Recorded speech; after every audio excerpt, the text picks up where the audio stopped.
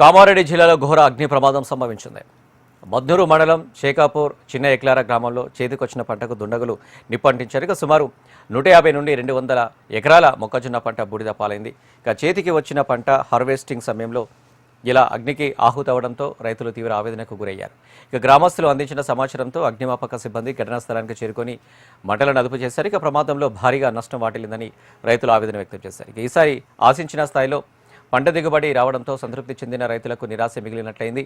అధికారులు గ్రామానికి చేరుకొని పరిస్థితిని పర్యవేక్షించారు. ఇక బాధిత రైతుల ఫిర్యాదుతో పోలీసులు కేసు నమోదు చేసుకొని దర్యాప్తు చేస్తున్నారు. ఇంకో పైప్ పెట్టి సార్.